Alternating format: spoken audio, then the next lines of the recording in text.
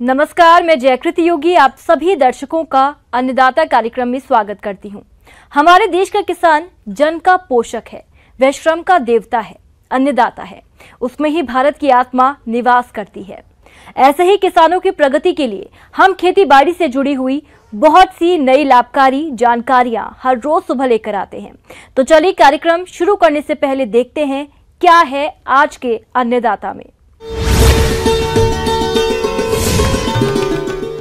किसानों के लिए बेहतर विकल्प है समेकित खेती। पानी की गंभीर समस्या से छुटकारा पाने के लिए करें वर्षा जल संग्रहण।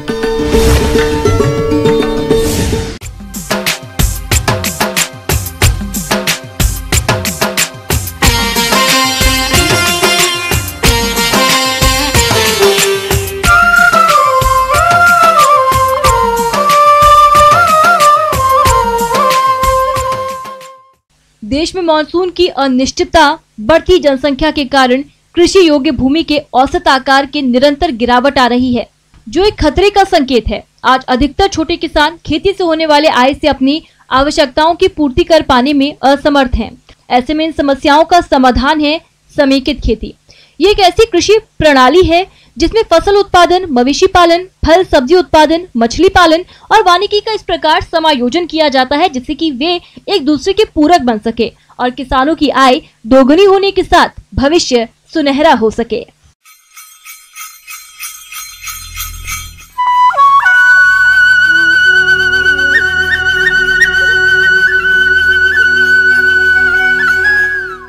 समेकित कृषि प्रणाली। किसान भाइयों, प्राकृतिक आपदाओं और सीमित कृषि संसाधनों के कारण आज किसान खेती से दूर होता जा रहा है। लेकिन यदि किसान खेती को समेकित कृषि प्रणाली को अपनाते हुए करे तो वो इससे अच्छी आय प्राप्त कर सकते हैं। समेकित कृषि प्रणाली प्राकृतिक संसाधनों को बिना नुकसान पहुंचाए कृषि की अन्य प्रणालियों से अधिक आय प्राप्त करने का जरिया है।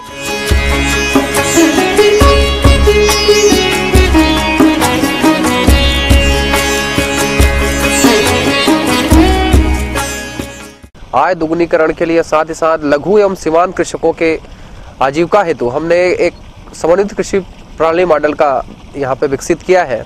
इसका उद्देश्य यह है कि किसान को अपने कृषि से संबंधित सभी घटकों को लेते हुए रोज कैसे उनके साथ पैसा आए, उनके पास कैसे पैसा आए और सभी घटकों को हम कैसे एक मंच पर लाके समन्वित ढंग से खेती करें और अधिक से अधिक आमदनी प्राप्त करें।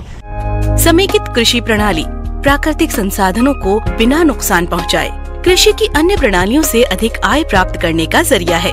समेकित कृषि प्रणाली में दो या दो से अधिक ऐसी फसलों या कृषि व्यवसायों को एक साथ एक स्थान पर इस प्रकार किया जाता है कि जिससे वो एक दूसरे को बिना हानि पहुंचाए एक दूसरे के लिए लाभकारी और सहायक हों। इस मॉडल में मुख्यतः मछली पालन, बतख पालन, मेड़ों पे मातृ रोपणी में नींबू वर्गीय फसलों की खेती, डेयरी में जो उन्नत गाय है उनका हमने समावेश किया है, साहीवाल नस्ल के गाय। साथ ही साथ उनके जो उत्पाद है, गोबर है, उनका हम बहुत अच्छे तरीके से तकनीकी रूप से केचुआ खाद का उत्पादन कर रहे हैं। साथ ही साथ नाडेप खाद का उत्पादन कर रहे हैं। साथ में डेयरी पशु को खिलाने के लिए हम अजोला घास का उत्पादन कर रहे हैं, जो एक बहुत ही अच्छा घास भी है, एक जैव फर्न के रूप में भी जाना जाता है। अभी आप यहाँ पे देख रहे हैं कि हम मछली पालन भी कर रहे हैं। मछली पालन हम ये यहाँ पे जो एक शेड लगा हुआ है जिसमें तालाब के ऊपर जो बतख को हम यहाँ पे उसका शेड बना के उसको रख रहे हैं, जिससे उनके जो भी मलमूत्र है वो तालाब में जाते हैं। और जब बतख जो है तालाब में तैरती है तो निश्चित रूप से एक मछलियों को ऑक्सीजन मिलता है, उनको एक चलामायन, एक गति मिलती है जिससे मछलियों का भी आकार बढ़ता है। साथ ही साथ इसमें हम साल में कम से कम 3 बार फसल लेते हैं, जिसमें दलहनी फसलों को लेकर आमदनी ले रहे हैं, जिसमें सभी मेड़ों में अरहर का उत्पादन कर रहे हैं। साथ ही साथ सीरियल्स में धान एवं गेहूं और साथ ही साथ चना का भी हम प्रयोग कर रहे हैं। समेकित कृषि प्रणाली अपनाने से पूर्व आप ये जान लें कि आपके क्षेत्र की मांग क्या है। आप क्षेत्र के बाजार और उपलब्ध संसाधनों के आधार पर मॉडल का चयन करें। सब्जी उत्पादन भी कुछ एरिया में आप कर सकते हैं, जो आज सबसे बड़ी मांग है कि हम न्यूट्रिशन के क्षेत्र में अगर आगे बढ़ना है हमारे परिवार को, तो निश्चित रूप से 5 परिवार के लिए, जो 5 सदस्यीय परिवार है उसके लिए ये जो मॉडल है बहुत अच्छा है। समेकित कृषि प्रणाली कृषि की आधुनिकतम तकनीक है और इस प्रणाली से खेती करने पर किसानों को किसी न किसी माध्यम से आमदनी होती रहती है। साथ ही इसके और कई फायदे हैं। इस प्रणाली में पशुपालन को सम्मिलित करने पर इनसे दूध उत्पादन तो मिलता ही है, साथ ही साथ इनसे प्राप्त गोबर का मछली आहार, बायोगैस बनाने में और खाद के रूप में प्रयोग करने पर अतिरिक्त लाभ भी मिलता है। साथ ही गौमूत्र का कीटनाशक के रूप में प्रयोग भी कर सकते हैं। इतना ही नहीं, प्रणाली के अंतर्गत मुर्गी पालन, खरगोश पालन, बतख पालन भी कर सकते हैं और इनके आहार में कृषि अवशेष का प्रयोग करें तो व्यवसाय की लागत को भी कम कर सकते हैं। इनसे मांस तो प्राप्त होता ही है, साथ ही साथ इनकी वीट का प्रयोग भी आप मछली आहार में कर मत्स्य पालन की लागत को भी कम कर सकते हैं। यहाँ पे बहुत सारे किसान ऐसे हैं जो हमारी मॉडल को देख के इसको अपने घर में, अपने खेत में भी इसको अपना रहे हैं और खुद अपना समन्वित कृषि प्रणाली मॉडल अपने खेत में लगा रहे हैं, शुरू कर रहे हैं, ताकि उनको भी और इससे में उनको बहुत अच्छी सफलता भी मिल रही है। किसान भाइयों, अभी तक आपने खेती से जुड़ी हुई कुछ उपयोगी जानकारियां देखी। अब लेते हैं एक छोटा सा ब्रेक, जल्द ही लौटेंगे और कार्यक्रम में आगे भी हैं खेती बाड़ी से जुड़ी महत्वपूर्ण जानकारियां, तो बने रहिए हमारे साथ।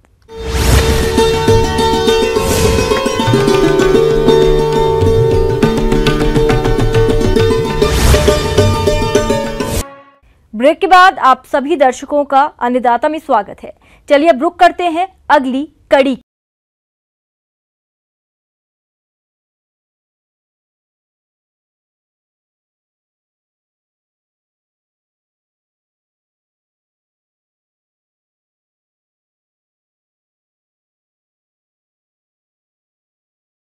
किसान भाइयों, बारिश का पानी खेत से बहकर नदी नालों द्वारा समुद्र में चला जाता है। यदि हमारे किसान भाई इस वर्षा जल का सही तरीके से संग्रहण कर लें तो खेती के लिए पर्याप्त सिंचाई जल की व्यवस्था हो जाएगी। साथ ही दिनों दिन गिरते भू जल स्तर को रोकने में भी सहायता मिलेगी। इस बारे में सुझाव दे रहे हैं विषय विशेषज्ञ रतनदीप सोनी।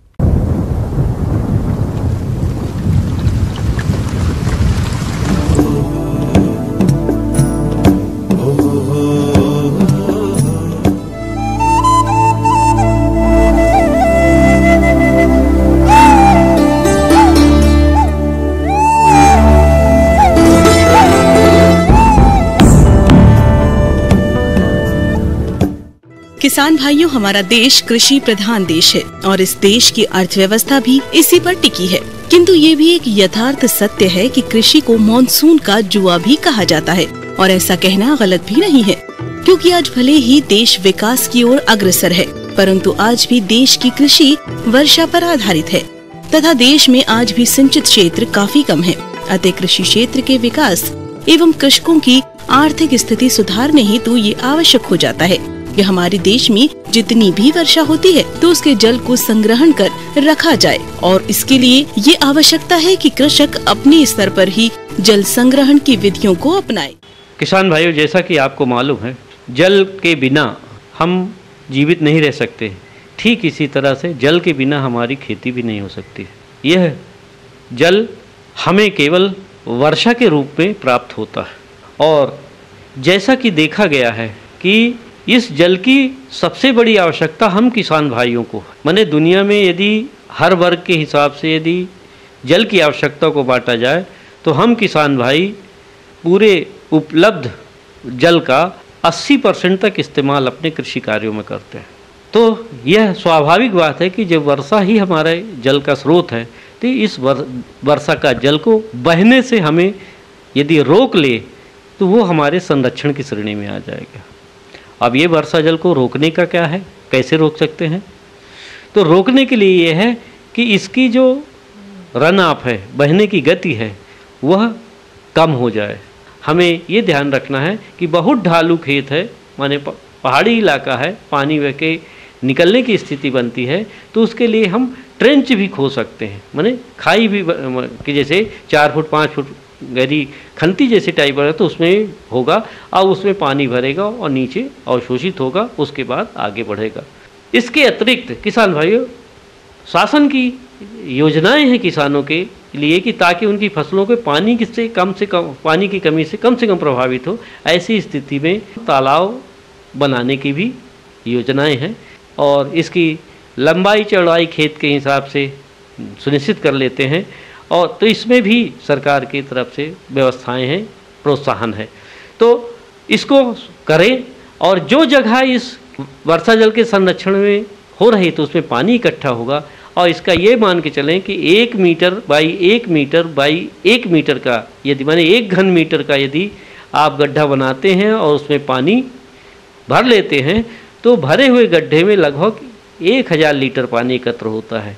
तो तालाब में यदि ऐसी स्थिति आ रही कि पानी रुक नहीं रहा है, रिस नहीं रहा, तो उसके लिए जो पॉलीथीन की सीट बिछा देते हैं और उसमें पानी भर लेते हैं, तो उससे जो जल बहाव के कारण जो रिसाव के कारण होता है, पानी का ह्रास होता है, वो भी नहीं होता है। पूरा का पूरा पानी इस्तेमाल किया जा सकता है। ये तो रही तालाब की बात। इसके साथ साथ जो आपके पास नैसर्गिक कुएँ हैं या आप अपना स्वयं का कुआं बनाना चाहते हैं तो कुएँ के भी आप बना सकते हैं। तो ऐसा करके हम कुओं का भी संरक्षण कर सकते हैं। नदी नालों में स्पॉट डैम का निर्माण। नदी एवं नालों पर यदि स्पॉट डैम का निर्माण एक निश्चित दूरी के अंतराल पर कर दिया जाए तो इससे भूमि नदियों की जल धारण क्षमता को बढ़ाया जा सकता है। तालाबों का निर्माण। पहाड़ी और ऊंची नीची भूमि पर खाली पड़े स्थानों में तालाबों का निर्माण कर भूमि के जल स्तर को बढ़ाया जा सकता है। पुराने तालाबों का जीर्णोद्धार। पुराने पड़े तालाबों की साफ सफाई करके उन्हें नए तरीके से सजाने और संवारने का समय अब आ गया है, जिससे वर्षा के पानी को इकट्ठा कर उसका कृषि में उपयोग किया जा सके। तो किसान भाइयों, उपयोगी जल वर्षा जल का हम संचय करें, सदुपयोग करें और सिंचाई क्षमता बढ़ाने के लिए उन्नत सिंचाई के साधनों का उपयोग करें। ऐसा करके हम अपने खेतों में बोई जाने वाली फसलों से अधिक लाभ ले सकते हैं।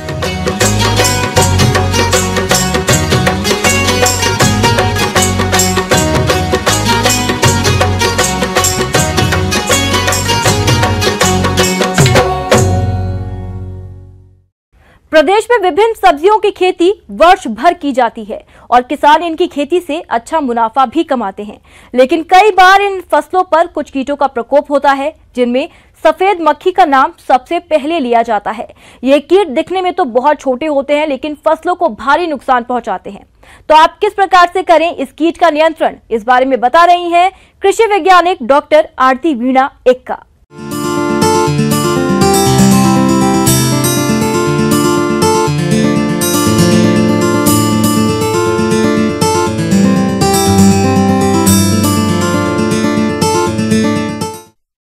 किसान भाइयों, ज़्यादातर आप लोगों से सवाल आ रहे हैं कि आज के समय में, आज के संदर्भ में जो सब्जियों की खेती हो रही है उसमें सफ़ेद मक्खी का प्रकोप हो रहा है, उससे कैसे छुटकारा पाया जाए, क्योंकि इसके प्रकोप से न केवल सब्जियों के पौधे को नुकसान होता है बल्कि इससे हमारा उत्पादन भी कम हो रहा है। ये मक्खी जो है बहुत ही छोटे आकार में होते हैं, सफ़ेद रंग के ये छोटे छोटे मक्खियाँ हैं। अगर हल्के से भी आपके हाथ जो है पौधों पे अगर पड़ते हैं तो ये जो मक्खियाँ उड़ने लगती हैं। तो ये मक्खियाँ जो है असल में अगर कहा जाए तो ये विषाणु जनित जो रोग है उनके ये वाहक कीट है। सफेद मक्खी ये छोटा सा सफेद रंग का कीट होता है। इसके प्रोन व निम्फ दोनों ही पौधों का रस चूस कर नुकसान करते हैं, जिसके कारण पौध कमजोर हो जाते हैं। अगर पौधों के आसपास पानी भरा हुआ है तो नुकसान और अधिक गंभीर हो सकता है। सफेद मक्खी टमाटर की पत्तियों में लीफ कर्ल वायरस को फैलाती है, जिससे पौधों की पत्तियां छोटी रह जाती हैं, साथ ही पौधों की बढ़वार रुक जाती है। इससे फसल का पूर्ण रूप से नुकसान होने का खतरा रहता है। तो इन कीटों को हम लोगों को रोकना है, तभी हम जो विषाणु जनित रोग जिसको आप देखते होंगे, आपके टमाटर हो खेत हो उसमें आप देखेंगे कि वहाँ की जो उनकी पत्तियां हैं वो सिकुड़ के मोटी हो जाती है और वो अपना जो सही आकार है वो नहीं ले पाती है, जिससे कि उसमें आप देखेंगे कि उसमें प्रकाश संश्लेषण की जो प्रक्रिया है वो भी नहीं हो पा रही है सही ढंग से, जिससे उत्पादन जो है वो भी घट जाएगा। और साथ ही साथ अगर टमाटर के पौधों का विकास सही नहीं हो तो आप इसमें देखेंगे कि फूलन और फलन जो है वो भी कम पड़ जाएगा। तो किसान भाइयों, आपको ये जानना चाहिए कि ये जो रोग है, इसको जो रोग बोलते हैं जिसमें कि पत्ता सिकुड़न हो जाता है, तो अगर एक पौधा में भी होता है किसान भाइयों, तो ज़रूरत है सबसे पहले कि उन पौधों को उखाड़ करके खेत के बाहर में गड्ढा कोड़ करके उसको दबा देना। इस कीट की रोकथाम के लिए खेत में प्रति हेक्टेयर की दर से 12 पीले रंग के येलो कार्ड लगाने चाहिए। ये पीले रंग की ओर आकर्षित होता है और कार्ड चिपचिपा होने के कारण कीट उसमें चिपक कर मर जाता है। साथ ही नीम की निमोली या पत्तियों से तैयार 5% नीम के अर्क का छिड़काव करें। 7 पत्ती युक्त बना जीवामृत का छिड़काव भी कीट नियंत्रण में प्रभावी पाया गया है। इतना करने के बाद भी अगर कीट नियंत्रण ना हो तब रासायनिक दवाओं का प्रयोग करना चाहिए। इसके लिए हमें जो दवा लेना है, आप ध्यान रखिए कि बाजार में बहुत सारे आपका कीटनाशक है, तो इन कीटनाशकों में आपको देखना है कि ये जो कीटनाशक है, ये कीटनाशक जो है सिस्टम में जाए, पौधे के सिस्टम उसको ले ले, ताकि वो जो मक्खियाँ जो बैठेंगी पौधे का जो रस चूसेंगी, तो वो जो दवा जो पौधों में अंदर तक घुसा हुआ है, रचा बसा है, उनका अगर रस चूस लेती हैं तो वो फिर वहाँ पे वो मर जाती हैं, ख़त्म हो जाती हैं।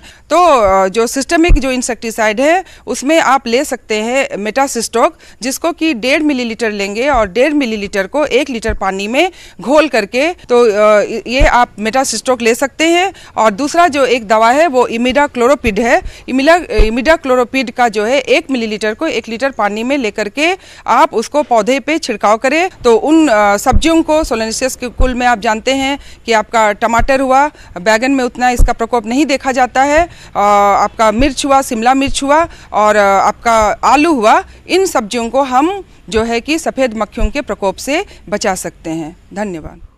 आगे और भी हैं खेती बाड़ी से जुड़ी हुई बहुत सी रोचक जानकारियां, पर यहाँ पर रुकेंगे एक और ब्रेक के लिए। जल्द हाजिर होते हैं। ब्रेक के बाद एक बार फिर से आप सभी दर्शकों का अन्नदाता कार्यक्रम में स्वागत है। बढ़ते हैं अगली प्रस्तुति की ओर।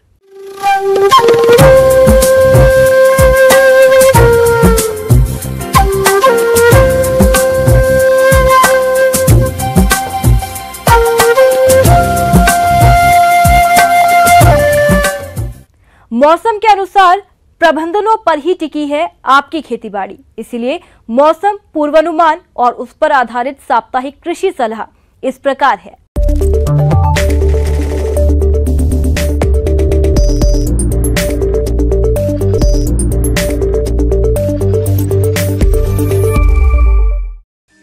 राज्य मौसम विभाग जयपुर से प्राप्त सूचनाओं के आधार पर श्री गंगानगर में आगामी 5 दिनों के दौरान आसमान में हल्के बादल छाए रहने के साथ हल्की बारिश होने की संभावना है।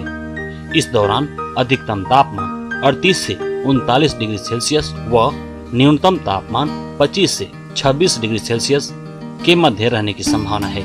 इस दौरान दक्षिण पश्चिम दिशा से मध्यम गति की हवाएं चलने की संभावना है। ऐसे में इन क्षेत्रों के किसान भाइयों को सलाह दी जाती है कि कपास के खेत में खरपतवार न पनपने दें। इसके लिए पहली निराई गुड़ाई सिंचाई के बाद बत्तर आने पर कसिये से करें तथा इसके बाद एक और निराई गुड़ाई त्रिफाली से करें। गन्ने की फसल में पानी की उपलब्धता होने पर 15 दिन के अंतराल पर सिंचाई लगाएं। किन्नू के बागों में निराई गुड़ाई करके खरपतवार निकाल दें। जिन किसान भाइयों ने किन्नू के नए बाग लगाने के लिए गड्ढे तैयार कर रखे हैं, वे इनमें रोपण का कार्य करें। पौधे उद्यान विभाग की नर्सरी व अन्य प्रमाणित नर्सरी से ही प्राप्त करें।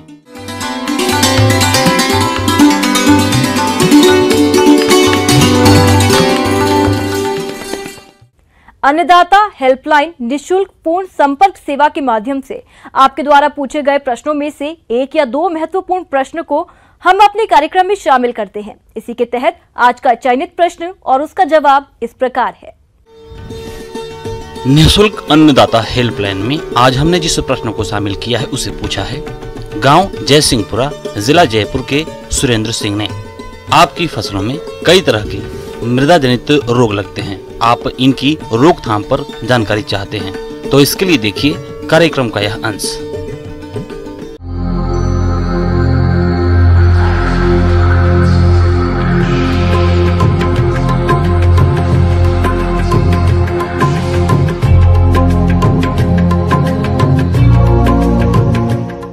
आज अपन बात करेंगे भूमि जनित विभिन्न प्रकार के जो कवक हैं और जो किसानों की फसलों को नुकसान पहुंचाते हैं, उनके पर उनके बारे में, तो जो जितनी भी कवक जनित बीमारियां हैं जो किसानों की फसलों को नुकसान पहुंचाते हैं, उसमें जो भूमि जनित जो बीमारियां हैं उनका विशेष योगदान है, क्योंकि सबसे ज़्यादा जो किसानों को परेशान करती हैं और जो फसलों को नुकसान पहुंचाती हैं वो है भूमि जनित बीमारियां। भूमि जनित जो बीमारियां होती है वो फसल होती है उसकी प्रारंभिक अवस्थाओं में ही नुकसान पहुंचाना शुरू कर देती है।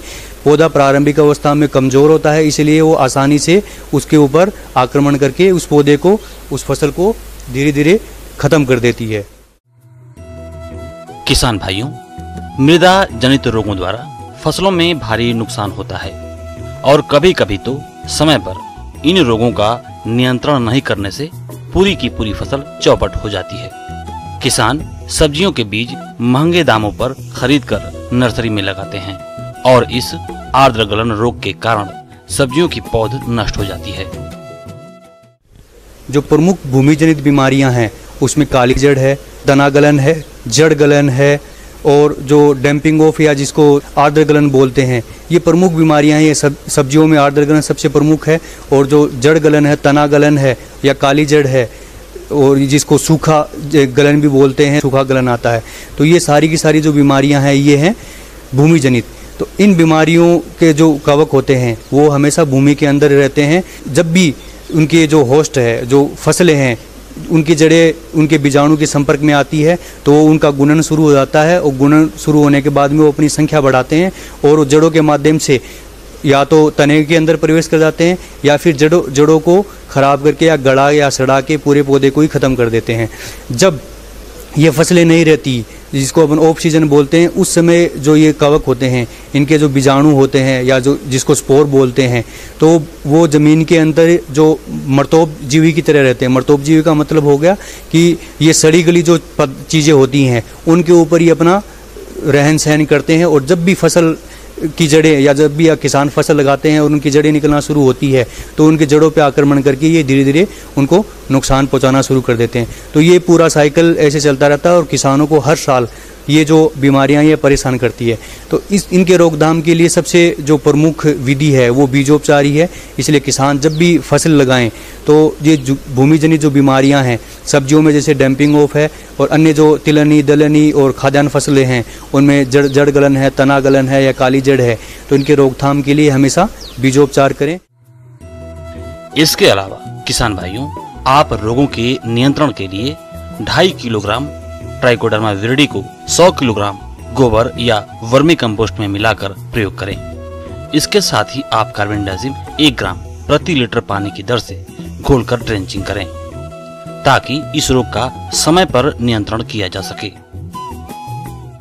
और जो विभिन्न अनुसंधान केंद्र हैं या कृषि विज्ञान केंद्र हैं उनके द्वारा जो सिफारिश की गई दवाइयां हैं उन्हीं का इस्तेमाल करें और दवाई जितनी सिफारिश की जाती है उतनी ही इस्तेमाल करें। उससे ज़्यादा इस्तेमाल करने से अंकुरण की जो समस्या है वो किसानों के सामने आती है। किसान भाइयों, अन्नदाता आपकी सेवा के लिए संकल्परत है। कृषि संबंधित समस्या और सुझावों के लिए आप हमें इस पते पर संपर्क कर सकते हैं। प्रोड्यूसर अन्नदाता news 18 Rajasthan, Ramoji film city, Hyderabad 501512। साथ ही आप हमें ईमेल भी कर सकते हैं। हमारा ईमेल है p18annadatarajasthan@nw18.com।